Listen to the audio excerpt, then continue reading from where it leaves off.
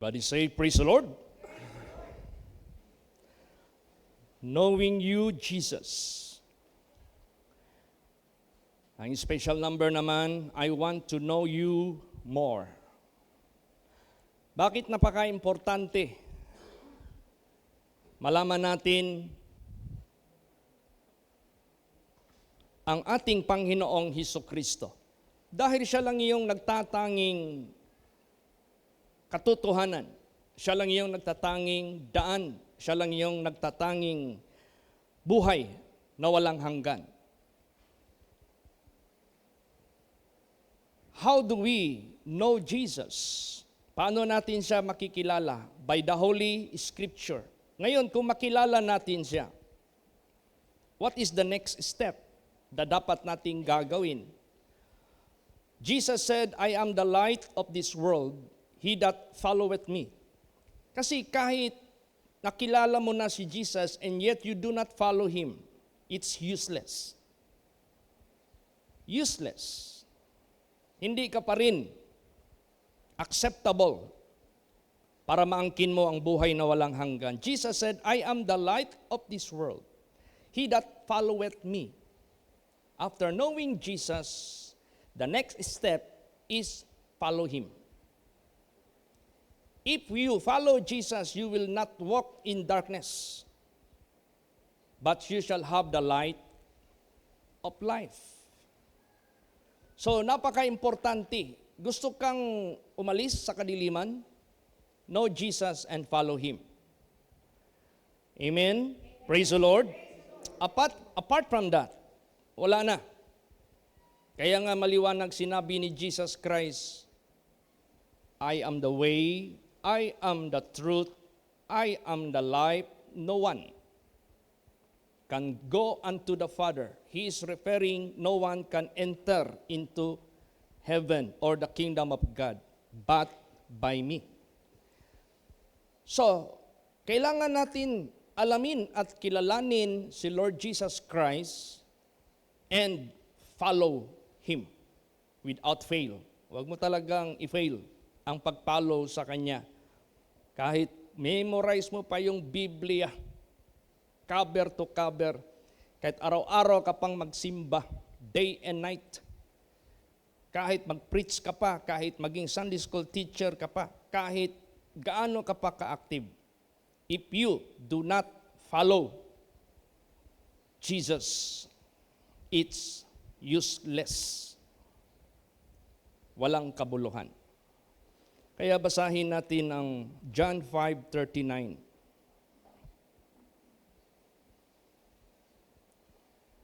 Praise the Lord. Search the scriptures, for in them you think you have eternal life, and they are they which testify of me. Yan.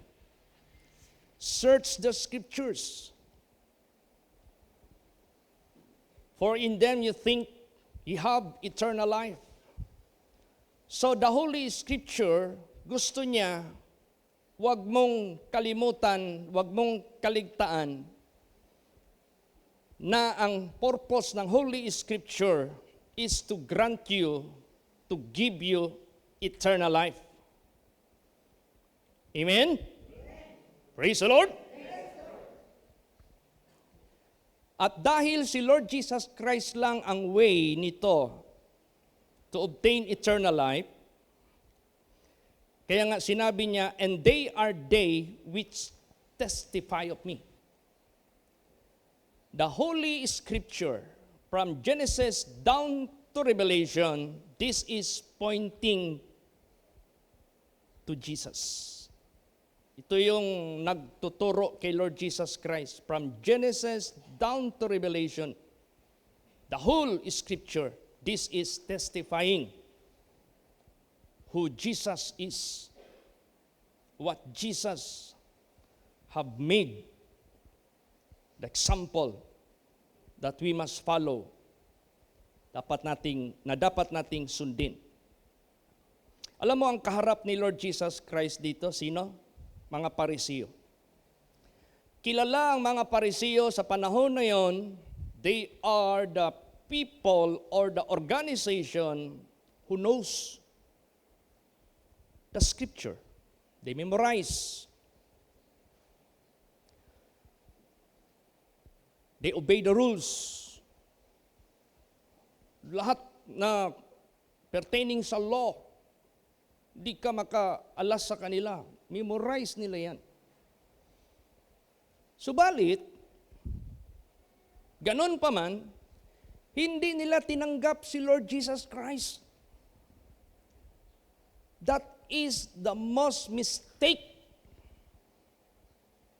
na kanilang nagawa ever sa buhay nila. And that could also be happen to us. Mangyari din yan sa buhay natin. Pwede din yan mangyari sa buhay natin. Kahit memorize mo pa yung Biblia, kahit may titulo ka pa sa simbahan, kahit may hinahawakan ka pa na posisyon sa simbahan, from pastor down to all members, ano ka man dyan. But if you failed, kahit paman sa pagsunod sa ating Panginoong Hesukristo, it's useless.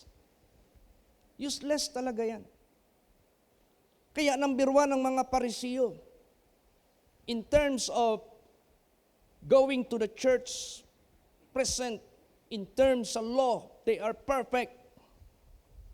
But they didn't receive Jesus Christ.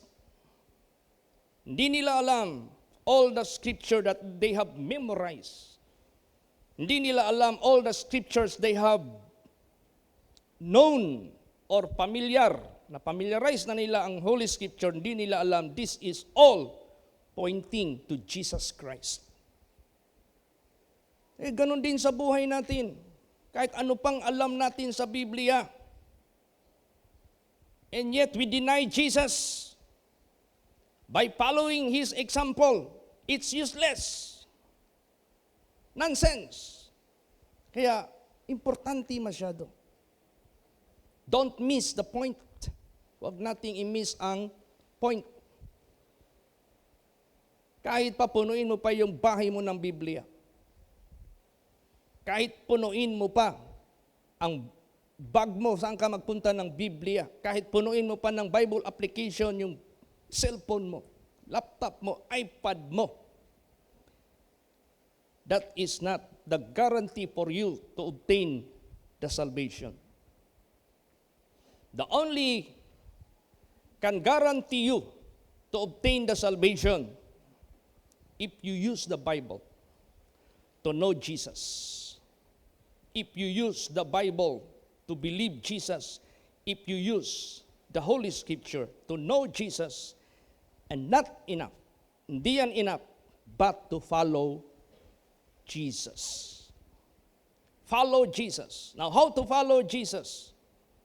Tanggapin mo si Lord Jesus Christ so that you might have Jesus. So that after you receive Jesus and you have Jesus in you, obey everything what Jesus made you to know, what Jesus made you to show the example. Sundin mo si Jesus. Kasi ang lahat ng Holy Scripture, lahat yan, tumuturo yan sa ating Panginoong Hesukristo. Ganon po. Basahin natin. John 17, verse 3. Praise the Lord. And this is life eternal, that they might know thee, the only true God, and Jesus Christ, whom thou hast sent. Yes. Life eternal could be availed through God and our Lord Jesus Christ. So therefore, follow His truth, follow His example, follow His way. Kahit punuin pa natin ng bersikulo ang utak natin, ang buhay natin, useless yan if you do not follow God, if you do not follow Jesus. Praise the Lord. Kaso, ang mali kasi ng mga Parisiyo, Ang galing nila ng batas. Ang galing nila ng Old Testament. Naku, napakagaling nila. But they failed to obey yung sinasalita sa Scripture na nagtestify lahat yan kay Lord Jesus Christ. Praise the Lord. Lahat yan, nagtestify yan sa ating Panginoong Hesus Kristo. Lahat yan nagtuturo sa ating Panginoong Hesus Kristo.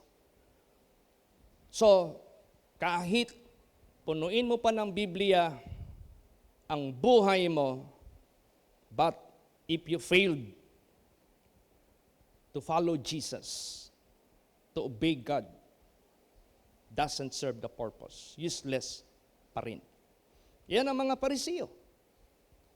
At pwedeng mangyari yan sa atin lahat. Sino man sa atin dito. Dami mo nang alam sa Biblia, dami mo nang simba na nagawa, maybe from your childhood until now, or maybe malaki ka na nakarating dito, nagpatuloy ka. Pwedeng mangyari sa atin ang nangyari sa mga Parisiyo. They denied Jesus Christ. They crucified Jesus Christ. They mocked Jesus Christ. So pwedeng mangyari natin yan. How? Our disobedience to the example of Jesus Christ who obeyed the law of God, who obeyed the spiritual law of God. So pag nag-disobey ka sa spiritual law, which is the Holy Scripture, which is the Word of God, you neglect Jesus in your life. You deny Jesus in your life. You are like crucifying Jesus Christ.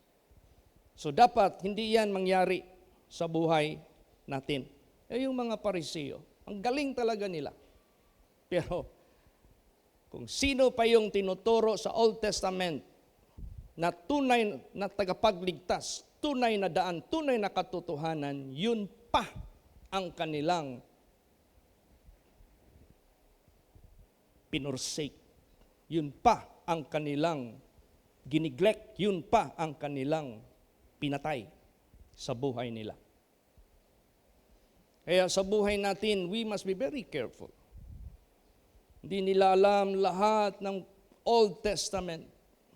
Nagtuturo yan lahat kay Lord Jesus Christ. Basahin natin. Pakibasa. Luke 24:27. Praise the Lord. And beginning at Moses and all the prophets, he expounded unto them in all the scriptures the things concerning himself. Yes. Tingnan mo yan. And the beginning at Moses. Saan ba yung beginning at Moses? Sino ba nagsulat sa Genesis? Moses. And beginning at Moses and all the prophets, he expounded unto them in all the scriptures, lahat ng scriptures, the things concerning himself. So lahat ng Holy Scripture, this is testifying to our Lord Jesus Christ. Kaya useless ang buhay natin. Tapos mag-isip ka na may buhay na walang hanggan ka dahil may Bible ka, dahil may memorize ka na. Lagi ka nang nagsisimba, opisyalis ka, o pastor ka, o active ka, o Sunday school teacher ka, pero hindi mo naman nasunod si Lord Jesus Christ, useless. Useless lahat yan. Katulad mo na rin, ginawa ang ginawa ng mga Parisiyo. Nahulog silang mga hipokrito, nahulog silang mga hypocrites. Kaya itong Biblia, hindi ito pwede na dapat sa buhay natin, bawat page ng Biblia, ang prayer natin, Jesus, let me know you. Jesus, let me see you in every page of the Holy Scripture. Let me see you. Let me know you. I want to believe you. I want to follow you. I want to obey you. That is all about in the Holy Scripture. Praise the Lord. Kaya nga sinabi dyan, neither is there salvation in any other, for there is none other name under heaven given among men whereby we must be saved. Kasi lahat ng Scripture nagtuturo sa ating Panginoong Hesus Kristo. Useless if you do not obey Him, if you do not follow Him. Alam mo itong mga Pariseo, they are not pagans. Itong mga Pariseo, they are not the non-believers. Itong mga Pariseo, they are not non-religious group. This is the most prestige religion nung unang panahon na kinikilala ng buong mundo. They are not pagans. They are not the non-believers. Acquainted nila lahat ang salita ng Diyos. And yet, they deny Jesus. And it can happen to us anytime. Pag nag-disobey tayo sa ihimplo na pinakita ng ating Panginoong Hesus Kristo, we deny Jesus. We neglect Jesus. Tandaan natin yan. We must be very careful. Hindi kay ang Bible, gusto mo lang magkaalam sa Bible para magaling ka makipag-argument sa ibang tao na may alam ka? Ano bang gamit ng Biblia sa buhay natin? Para ipakita sa mundo na magaling tayo makipag-argue in terms of verses, in terms of Bible? Or yung Bible ba, ginagamit natin to know Jesus, to follow Jesus? Saan dyan ang ginagawa natin? Or gusto mo lang ang Bible para sa ganun maging proud ka dahil may knowledge ka sa Bible? Or ginagamit mo yung Bible to be a humble one? According to the example of Jesus. Saan dyan? Ginagamit mo ba ang Bible to make proud na may knowledge ka? Or ginamit mo yung Bible to be humble as imitation to our Lord Jesus Christ? Saan dyan? Sa buhay mo ba, do you increase sa pagbabasa ng Bible or you are decreasing? Sa buhay mo ba, meron ka bang fire to read the Bible, to listen the Word of God, to know Jesus? And not only knowing Jesus, but to follow Jesus, to obey Jesus. Yan ang ating pinaka dapat nating gawin. Hindi kayo maubos na lang yung birthdays natin sa sanglibutang ito. Naging traditional na lamang yung ating pagsamba sa Diyos. Anong traditional? Come and go sa simbahan. But in reality, you do not obey Jesus. But in reality, you do not follow Jesus. Sayang. Maging katulad tayo sa mga Pariseo. Huwag nating gawin yan. That is the danger na huwag dapat mangyari sa buhay natin. Alam mo, si Lord Jesus nagabigay sa atin ng warning . Maraming warning si Jesus binibigay sa atin. At itong mga warnings na ito, kung ano yung binigay niya na warnings sa mga Pariseo, ginamit niya lang ito. Kasi totoong buhay nila, mga Pariseo na ito, mga hipokrito ito. Sila yung mga may alam sa Biblia. Sila yung nakahari sa templo. Sila yung nangungulo dyan sa templo. Sila yung may titulo na high priest. Sila yung may titulo na mga chief priest. Sila yung may mga titulo na mga elders. Sila yung mga titulo na mga religious workers. Pero ano sila? Sa harapan ng ating Panginoon Diyos. And that could be done to us anytime. Tingnan mo anong sinabi ni Lord Jesus. Basahin natin. Matthew 23:27 hanggang 28. Praise the Lord. Woe unto you, scribes and Pharisees, hypocrites, for you are like unto whited sepulchres, which indeed appear beautiful outward, but are within full of dead men's bones and of all uncleanness. Oh, imagine that. Saba ninyo na mga Parisiyo. Para kayong mga pansyon. Puti ang labas, pero ang loob, puno ng mga mababahong buto. Bakit? They refuse to believe Jesus, who brought us the truth, who brought us the right way, who brought us the correct way of obeying God. Praise the Lord. Siya. Wala nang iba. So itong mga taong ito, they have different objective. Maybe, itong mga taong ito, they are being catched by Satan. Para bang hinuli sila ni Satanas. Ginamit lang nila yung figura ng reliyon for gain of money. Ginamit lang nila ang figura ng reliyon to have status symbol. Na kunyari, irerespetuin sila ng mga tao. Tingnan mo yung mga ginagawa nila. Sabi ni Jesus, kayo mga Parisiyo, pag pumupunta kayo sa market, nakaputi kayo ng damit na mahabang-haba. Gusto ninyo ang lahat ng mga tao, tawagin kayong Father. Para kayong mga pansyon na puno ng kabulukan sa loob. Di ba sinabi ko na sa inyo, I went in a convent. Alam mo namang convent, tirahan ng mga pari. Deliver kami doon ng salaset. Diyan sa Skyline. Ikonbento dyan. Hatid namin yung sala doon sa kanilang sala. Sa living room nila. Pagtingin ko, ang daming mga Betamax.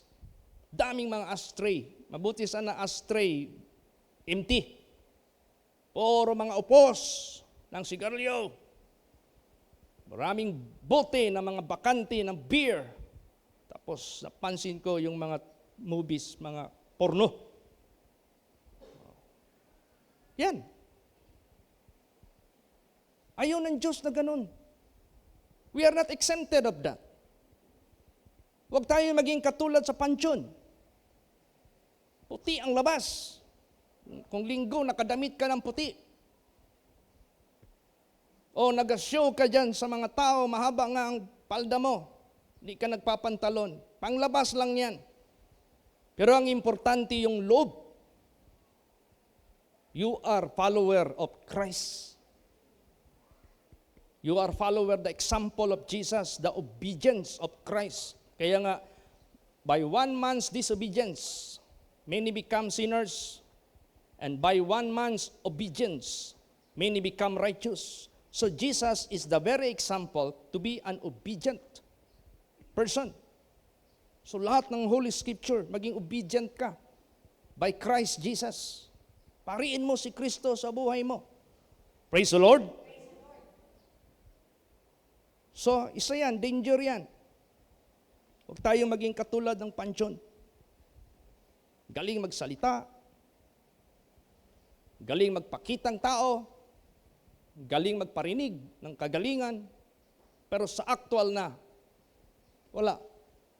Hindi makagawa at hindi makasunod sa fulfillment na pinulfill ni Jesus na obedience sa Word of God.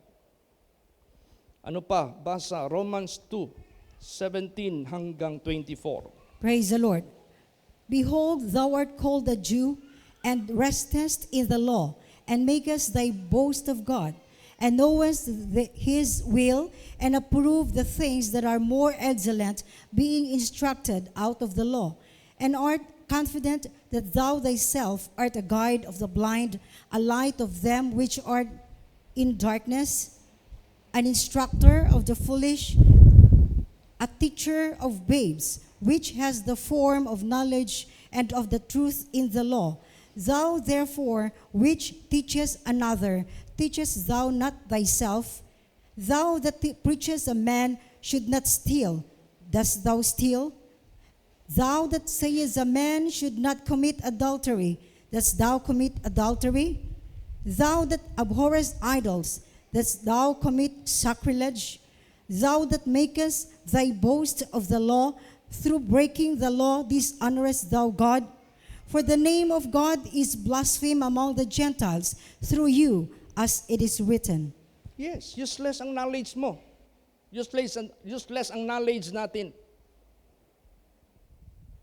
Kahit pa among the Jew ka na nakasalalay sa batas, kahit ginagawa mo pa ang Diyos na pinagmamalaki mo sa buhay mo, kahit alam mo pa yung kalooban niya, kahit ina-approve mo pa ang lahat ng mga bagay na excellent, ikaw ay instructed ka sa batas ng Diyos, confident ka sa sarili mo na ikaw ay guide ng blind, ikaw ay liwanag sa mga nasa kadiliman, ikaw instructor sa mga mangmang, tagapagturo sa mga bata pa, babes, at meron kang knowledge of the truth in the law.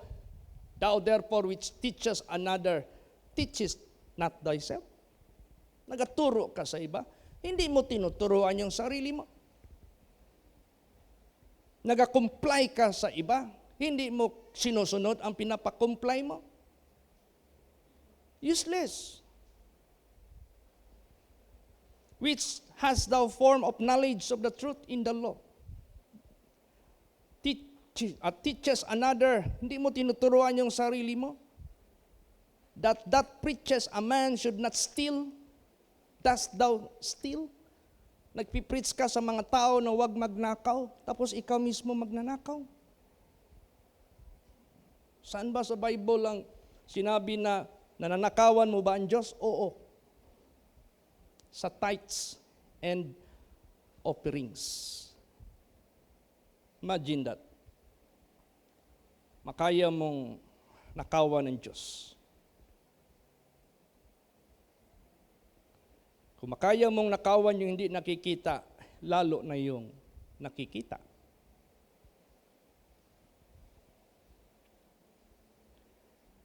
Thou sayest a man should not commit adultery. Dost thou commit adultery? Nagsasabi ka sa mga tao, huwag kang mag-commit ng adultery. Tapos gagawin mo. Alam mo, may share sa akin si Pastor Alan, patay naman yun si Brad Edwin. Kinonbinsi yan si Pastor Alan ni Brad Edwin. Pastor Alan, hawa na din na sa holy place. Para makaminyo ta. Anyway, magpastor ang gihapon ta. Ngayon na lang, na nagdamgo kay Pastor Alan. Giwarningan siya sa nabdamgo. Pastor Alan, nagdamgo ba ako? Nga nabiktima ka ni Edwin. Tanawon, sa'yo naitabo kay Edwin, nag-prosper ba? Naging successful ba? Nagtuturo ka ng iba? Nagpipreach ka ng iba? Yung pinipreach mo, ikaw mismo ang naglapas tangan? Sinong asosasyon, sinong organisasyon, sinong theological institution sa sanglibotang ito that will stand in behalf sa'yo para hindi ka mahatulan ng Diyos? Wala. Nobody. Nirebuke ko yan sila eh. Naglantad tuloy. Nag-wild tuloy. Kaya ingat tayo, mga anak ng Diyos. Maging katulad tayo sa mga tinutukoy dito sa banal na salita ng Diyos. Nag-collect ka ng, patulad yan, tayo, ako, number 1 ako nag-collect ng tithes ninyo. Tapos hindi ako marunong magbigay ng tithes of tithes. Who am I? To encourage you. Di wala na akong kapangyarihan kung ako'y mag-disobey sa sarili ko. Ang ilan sa inyo, naghahawak kayo ng mga posisyon sa gawain natin. Dapat ikaw, number 1, uliran. Ikaw mismo, number 1 ka. Magpakita ng mabuting ehemplo. Praise the Lord. Para hindi mahulog yan sa sacrilege. Ano yung sacrilege? Ginagamit mo yung holy things, tapos nadi-defile because you are disobedient.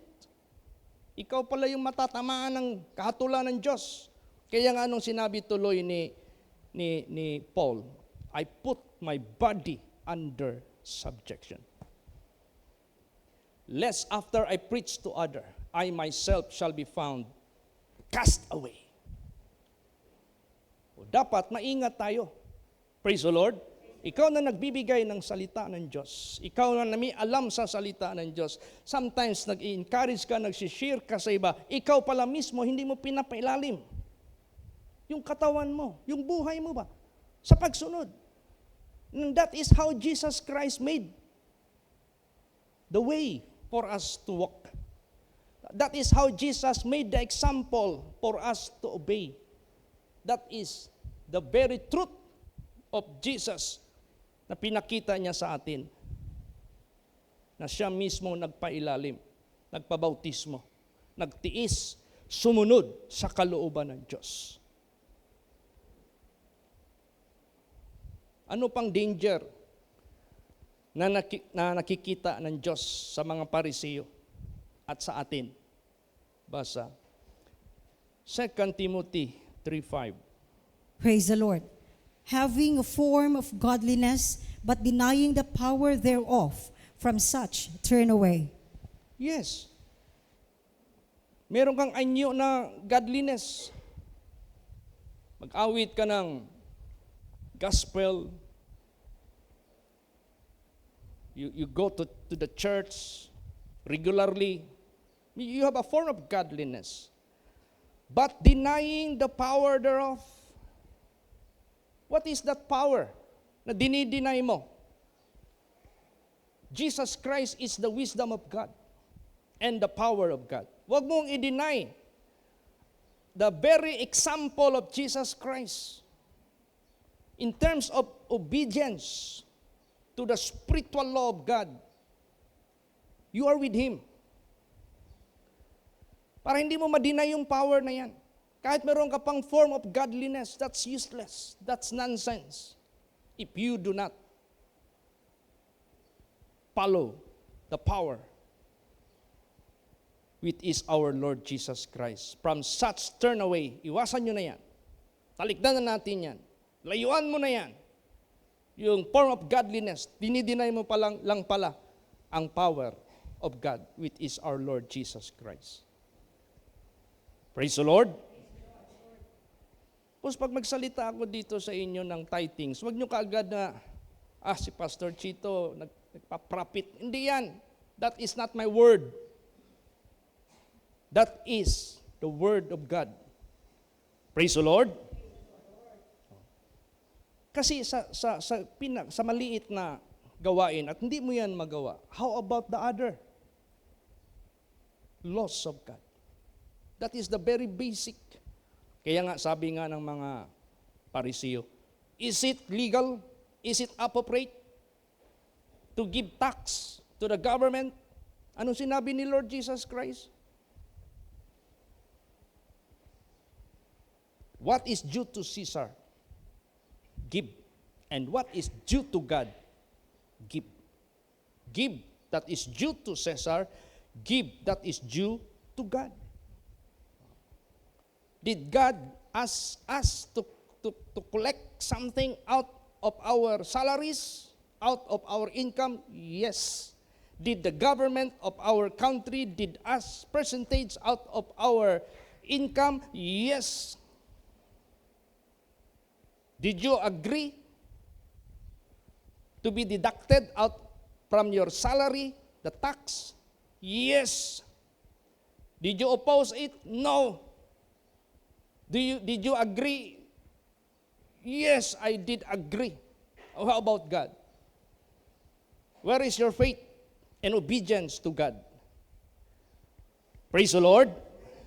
Kung nagawa mo yan sa government na kinukurap man lang, ninanakaw man lang, lalo't na itong present natin na government ngayon, administration ngayon, We have to stand. We have to stand for the truth. Praise the Lord. So lalo't na sa Panginoon Diyos. Alanganin ka sa pangako ng Diyos. Nag-doubt ka sa alanganin, alam mo kasi pag hindi tayo nag-obey, nag-doubt ka sa promise ng Diyos. You rely on your own volition. Hindi mo alam, anytime mawala ka. Hindi mo alam, anytime magkasakit ka.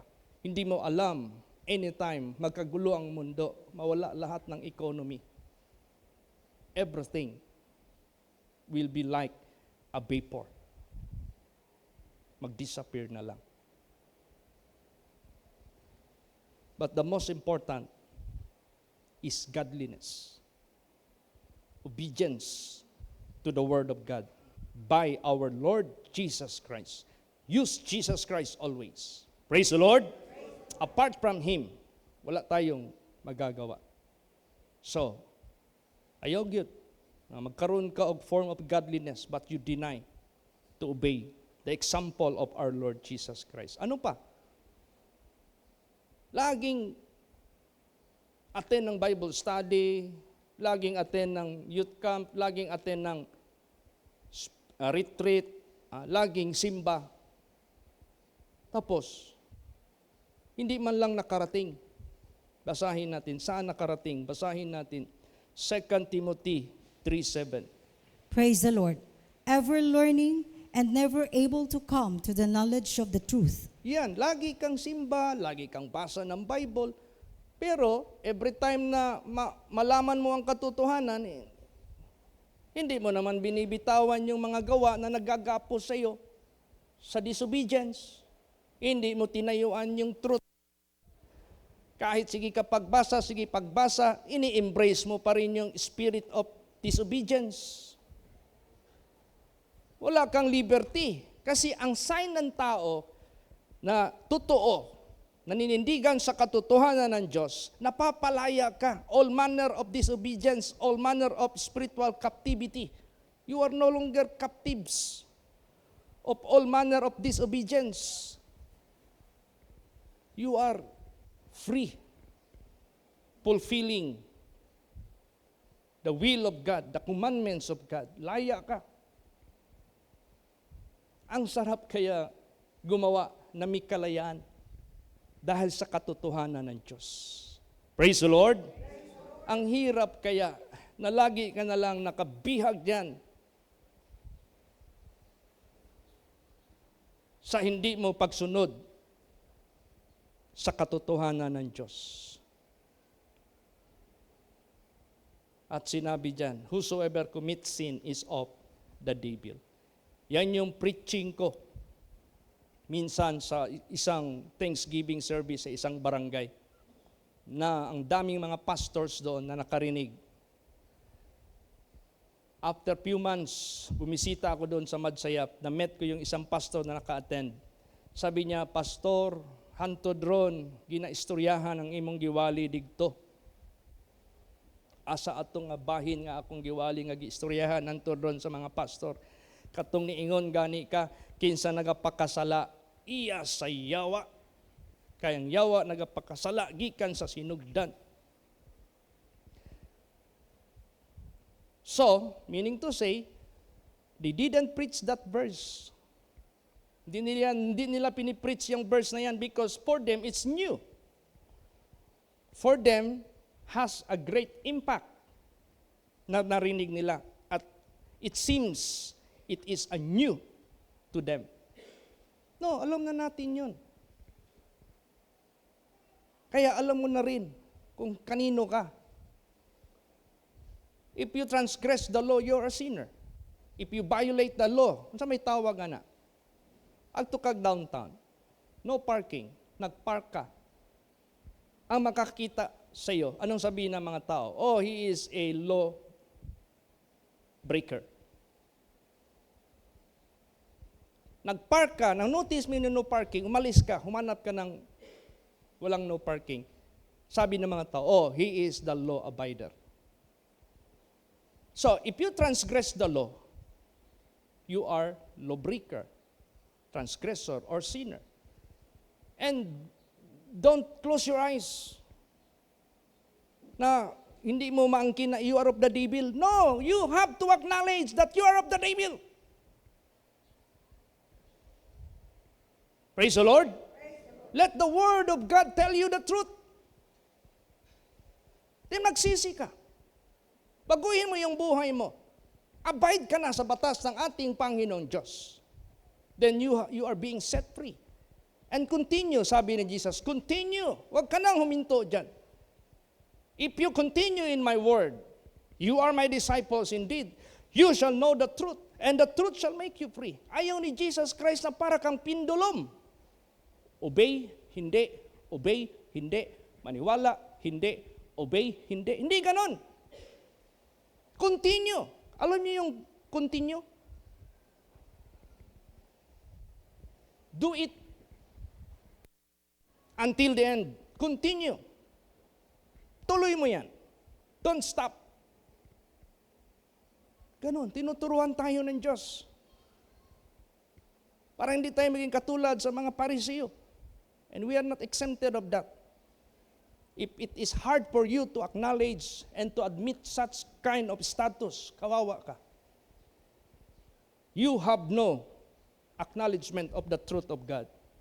Wala kang pag-acknowledge sa katotohanan ng Diyos. So if you refuse to resist the truth, embracing the falsehood of Satan, securing you kuno, be giving you assurance kuno, giving you the comfort kuno in such pamamaraan ng pamumuhay, kawawa ka. Darating ang panahon, you will regret it forever. Because you have a form of godliness, but you deny the power thereof. That is another danger for us. Praise the Lord. Another, James 1:22. Praise the Lord. But be ye doers of the word, and not hearers only, deceiving your own selves. Yes. Be a doer of the word. Hindi kayo paglabas, ay ang sarap ng mensahe kanina. But the question is, are you willing to comply? Are you willing to admit your wrongdoings? Are you willing to stop it? Are you willing to shift your direction, the keeping, the doing of the Word of God? If that is the case, you're good. You're blessed. Pero kung magaling ka lang magsalita, isip mo lang lumalaki. Pero pagdating na ng actual, nananaig pa rin yung laman. Didinay mo pa rin yung power of God na yan. Nadadaig ka pa rin ng sarili mong pag-iisip. That is the danger. Kaya, the Bible, not meaning to say, save ka na if you are holding the Bible. Ang sigurado na save ka, you have to know Jesus and follow Him. That is the way of salvation. Praise the Lord. Kaya pala sinabi ni Jesus, not everyone that call unto me, Lord, Lord, shall be saved. But he who keep the will of my Father which is in heaven. Meaning to say, you must be a doer of the word. Doer ka talaga sa salita ng ating Panginoong Diyos. Kaya ang Holy Scripture, ang purpose nito is to point Jesus. Ang purpose ng salita ng Diyos is to testify Jesus. Para sa ganon, we believe Jesus, we obey Jesus, equals salvation. Kahit ano pang Bible na sa buhay mo, memorize mo pa ang cover to cover, if you are not willing to know Jesus and you will not believe Jesus and you do not follow Jesus, useless lahat yan. Maging katulad ka pa rin sa mga Pariseo. So wala nang iba. Nagpo-point sa lahat dito, Old hanggang sa New Testament. This is all pointing to Jesus. Nandyan sa kanya ang kaligtasan. Wala nang iba. Basahin natin Wala na ibang kaligtasan. Sige, 2 Timothy 3:15 hanggang 16. Praise the Lord. And that from a child thou hast known the holy scriptures, which are able to make thee wise unto salvation through faith which is in Christ Jesus. All scriptures is given by inspiration of God, and is profitable for doctrine, for reproof, for correction, for instruction in righteousness, that the man of God may be perfect, truly furnished unto all good works. Yes. Huwag nating kalimutan itong verse 15. And that from a child thou hast known the holy scriptures. This is not necessarily physically. Kung ilang edad mo, na-encounter mo ang servant of God na pinadala ng Diyos sa buhay mo, and your eyes are being opened through the Holy Scripture, that is how you started. That is how you are being born again in your spiritual life. So nagsimula ka sa childhood mo, regardless what age you reach. The Scripture sent, delivered by the Saint of God sa pinadala ng Diyos. Then, sinabi dyan, and that from a child thou hast known the holy scriptures, which are able to make you wise unto salvation. Ito ang dugtong pinaka-importante, through faith which is in Christ Jesus. So the Holy Scripture always pointing to Jesus Christ. Praise the Lord. Apart from it, this is powerless. Kailangan meron kang faith. Kailangan maniwala ka kay Lord Jesus. Kailangan obedient ka kay Jesus Christ, because faith without work is useless. It is like a body without the spirit is dead. Obey ka talaga ng buong puso. Magkaroon man ng tag-of-war ang flesh at ang spirit. Kailangan yung spirit mo ang strong. Stronger than the flesh. Praise the Lord. Because it is the spirit that is willing, but the flesh is weak. Humahayaan yung flesh mo, masunod sa buhay mo. Dalhin ka niyan sa impyerno. Dalhin ka yan sa disobedience. Dalhin ka yan sa unbelief. Dalhin ka dyan sa maling direksyon. Papahamak ka niyan. Kaya nga, the Bible says, whosoever walk after the flesh shall reap corruption. But whosoever walk after the Spirit shall reap life everlasting. Kasi ang masusunod yung Word of God sa buhay mo by Jesus Christ. So, napaka-importante si Jesus Christ sa buhay po natin. Na huwag tayo maging katulad sa mga Pariseo. They have everything pertaining law. They have everything pertaining offices of the priesthood, but they hate Jesus. But they deny Jesus. Hindi nila alam. All the scripture they have memorized, it is all pointing to Jesus Christ. Jesus said, search the scriptures, for in them you think you have eternal life, and they are they which testify of me. And after that, sa lahat ng batas, si Jesus pa rin ang pinaka-perfect na sundin natin. Last verse, pakibasa. Romans 10 verse 4. Praise the Lord. For Christ is the end of the law for righteousness to everyone that believeth. Praise the Lord. And dyan lahat sa ating Panginoong Kristo ang batas. For righteousness sa bawat isa na maniniwala sa Kanya. So, therefore, you pray, Lord Jesus, every time I open my Bible, in every page, let me see you. In every page, let me know you. In every page, show me your way. I will walk on it. Show me your truth. I will stand for it. Show me the life. I will grab it to obtain the life everlasting. Lahat dito sa Biblia. Tanaw na to. Napaba sa inyo din magpabilin sa inyong mga mali, nga mga kinaiya, nga mga binuhatan. Kung inyo kanang ipadayon, sultihan ko kamo, you do not use the Holy Scripture to our Lord Jesus Christ. You deny the power of God. Pero kung nahimo ninyo, ug mahimo ninyo, hinulsulan, undangan ang tanan, nga mga disobedience to the Word of God, because you follow the example of Jesus Christ, you acknowledge Jesus, you consider Jesus Christ, you obey Jesus Christ, sigurado yan. Maligtas ka talaga, 100%. Kaya yung anniversary ng Madsayap Congregation, 44-year anniversary,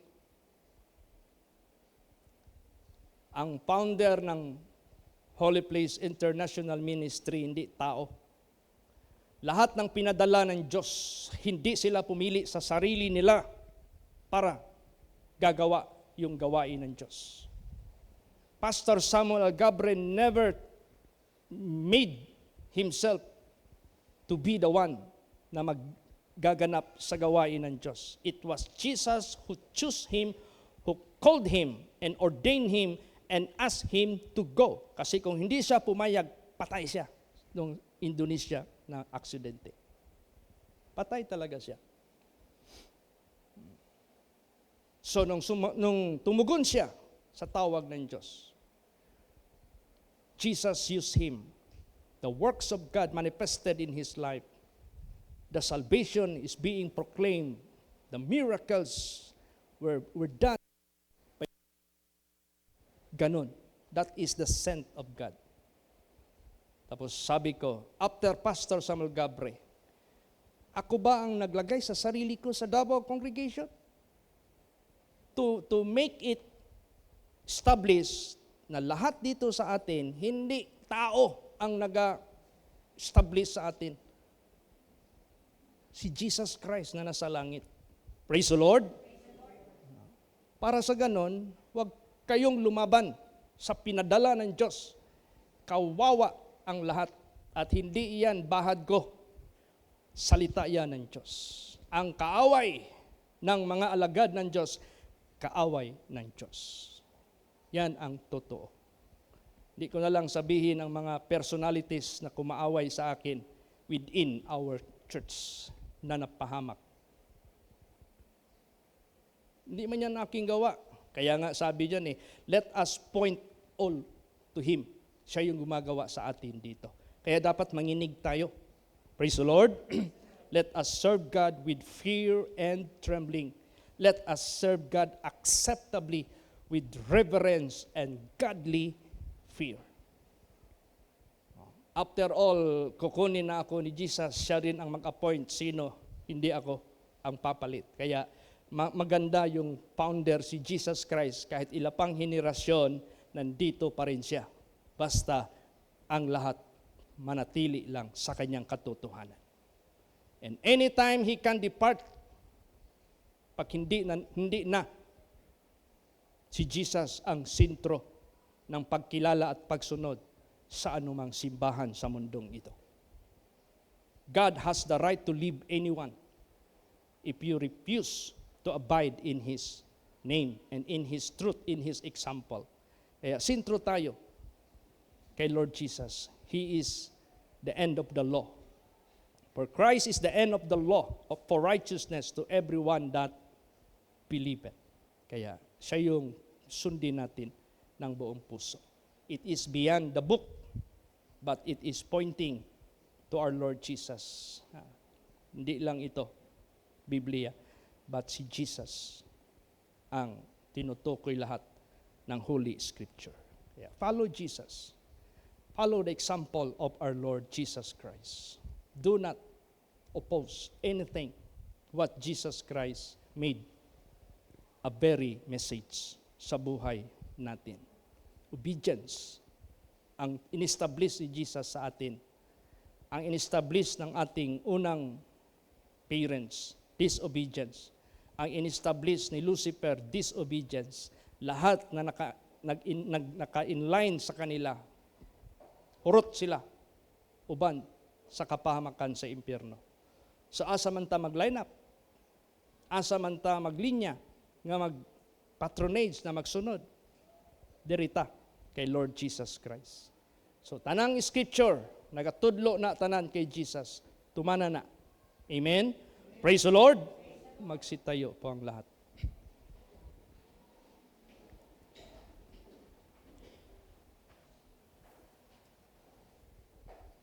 Ano yung closing song natin? Tis better far to follow Jesus. May bisita? Please come. Dalhin natin dito sa tubangan. Sige po, ayaw lang kaulaw.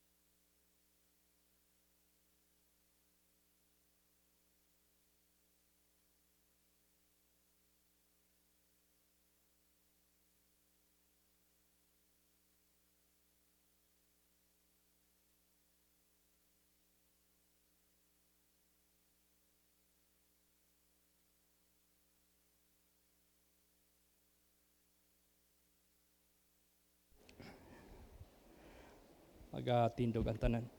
Atong pag-aawito ng Tis better far to follow Jesus. Anong page dyan, Mi?